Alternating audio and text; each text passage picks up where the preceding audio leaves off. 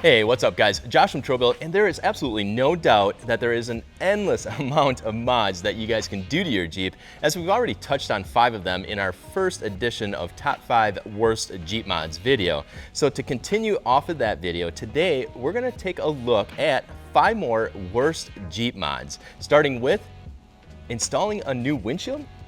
Yep, you heard me correctly. Replacing a shattered windshield on a Jeep is a very important modification.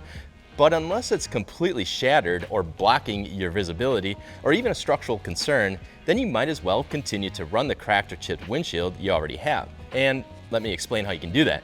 See, Zach here, our videographer, took a rock straight into his Jeep's windshield about 6 months ago and now has this nice round baseball-sized circle of cracks in it just in front of the passenger and about 6 inches above the dash. Nothing that's blocking his view or causing any type of structural concern.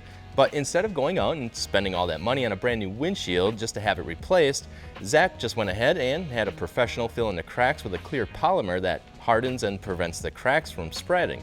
And it was a fraction of the cost of a replacement. And let's face it guys, Jeep windshields are synonymous and prone with being a target for rocks, stones, birds, chipmunks, tree branches, flying fish, other Jeeps, and an endless amount of other road and trail hazards out there. So the very minute you go to replace that slightly cracked windshield, you can bet the farm that in the very near future, there will be something else that hits it and cracks it again. Now with that said, as a disclaimer, if your windshield is cracked to the point where it's unsafe by either blocking or obscuring your vision, or it's cracked enough that it's no longer structurally safe, then yeah, it's time to get it replaced. But replacing it because of a few small cracks only to get cracked again, it's just going to cost you a lot more money over the years of owning your Jeep. Here's another one. Open recovery hooks instead of closed shackles. This one just might cause you to have to go purchase a new windshield, as I've personally witnessed on 2 different occasions an open-ended hook snapping off, sending the recovery shackle through the windshields. This particular worst mod seems to bring some controversy because if open-ended hooks were so bad, well, then why do they come on Jeeps from the factory? That's a great question, but they shouldn't, in my opinion. People assume that because it's a factory installed item that it's safe, right?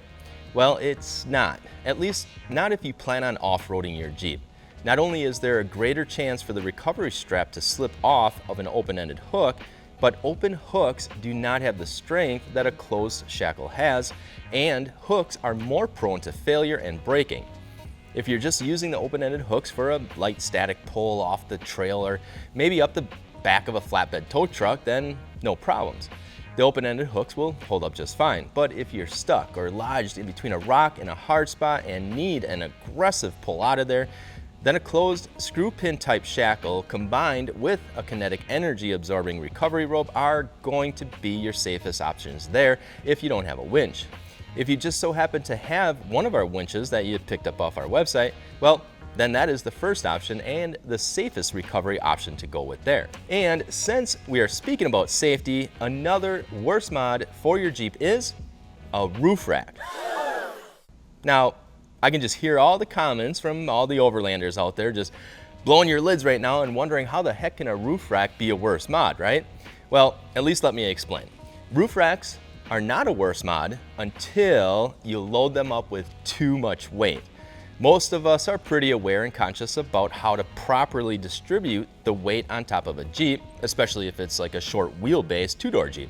And we know how that can affect the body roll and roll center of the Jeep. But believe me, with the explosion of the outdoor recreationalist movement that spiked due to COVID, there are a lot of new overlanders getting into off-roading that just might not know or think of these types of things yet and stack way too much weight on top of their roof, causing them to be unsafe out on the trails and out on the highway. Every modification that you do to your Jeep has a cause and effect. A lift kit will increase the center of gravity and cause the Jeep to have a greater chance of rolling, and on top of that, add a bunch of weight on top of the Jeep, and now it's a disaster waiting to happen. There are a number of ways to counteract the higher center of gravity and bring back some stability to your Jeep. One of them is obviously to be conscious of the amount of weight you're putting on your roof, but another one is to slightly increase the negative offset of your wheels to widen your track width a little bit. A wider stance increases stability. However, you don't want to go too wide on the track width, as then you start to increase that stress on your driveline and suspension components, along with changing the dynamics of your suspension's geometry, and will create adverse effects there. Upgrading the shocks will also be a huge advantage, as higher quality adjustable shocks like the Falcon shocks we carry on Trail Built or our ICON Vehicle Dynamics shocks allow you to fine-tune them to help compensate for the extra weight and provide better response in emergency situations or while out on the trails. Or my favorite upgrade is to just upgrade to full width, 1-ton axles, 4-length of suspension, slap on a set of adjustable ICON Vehicle Dynamics coilovers, and bam! You're all set to load a bunch more weight on top of your roof rack. But in all seriousness, just make sure and do your research on what is a safe weight rating for your particular application. And here's another worst mod that can quickly land you on your ass by going cheap, and those are the cheaply made nylon grab handles that are strapped onto your roll cage. This is another mod that I personally did on my Scout to use mostly for pulling myself up into it, and because I ran the Scout throughout the summer months with the top off, and yes, here in Wisconsin, we are lucky if we get, 6 months of warm weather, but with the top off, it causes the grab handles to be exposed to the sun for 6 months out of the year, and UV rays are not very kind to non-UV protected materials like cheap grab handles. So one day I grabbed the handle to jump into the Scout, and yep, you guessed it, stupid thing busted apart and down I went. I think I had about 6 different swear words out before I even hit the ground. Well, by the end of the day, I jumped online, bit the bullet, ended up purchasing a high-quality set of UV-resistant grab handles. Can't remember the brand name of the ones I purchased at the time, so make sure and let us know in the comments below what you guys have and how you guys like them. And guys, our number 5 worst Jeep mod is, now, there is a lot of different crappy mods out there, so before we get into our last worst mod for this video, make sure and let us know in the comments what your guys' worst mod is that you've ever done and why. And we'll pick the best stories out of the comments for a future video. But for now, our last worst mod is tires that are too big. If you've ever purchased tires that are too big for your Jeep, then you know exactly what I'm talking about. Now, I know there is a saying, go big or go home, right? Well, if you go too big, you're not going to be able to get home or even make it out of the trail because the tires either don't fit, or you broke something, or your Jeep is just too underpowered to handle all the extra weight and rolling resistance of the new tires. Once you start increasing the size of your tires, you start increasing the weight, the rolling resistance, the clearance needed to fit them, and the list goes on. And I'm not just referring to moving up a couple of sizes in overall diameter of the tire.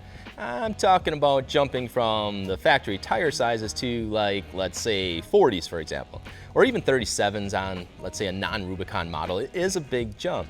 So unless you plan on either major upgrades like new chromoly axle shafts or heavy-duty ball joints, or regearing your axles, or even upgrading to bigger brakes because now you have a bunch of weight to stop, then I would carefully consider how big of a tire upgrade is really practical to upgrade to. This is also where, if you're not sure what size to go to, you can either check out our YouTube video on how big is too big that we did a while back, or another great resource is our fitment gallery. There you can see all the different Jeeps running different size tires and what mods they did to fit the size of the tires they upgraded to.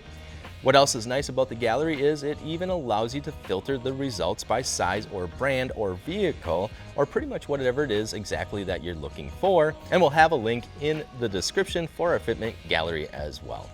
Also guys, don't forget to get entered into that full build giveaway for the ICON wheels, the Kenda tires, and the ICON suspension, up to $2,500 on trailbuiltoffroad.com/giveaway. And guys, keep in mind, if you are looking for a new set of tires, wheels, a suspension kit, shocks, accessories, whatever it may be, that you can find all of that on our website as well. Also guys, if you enjoyed today's video and want to keep in touch with all of our future videos, make sure and hit that subscribe, thumbs up to like today's video, and guys, as always, we appreciate all of you for watching and all of your support. I'm Josh from Trail Built, and we'll see you guys out on the trails.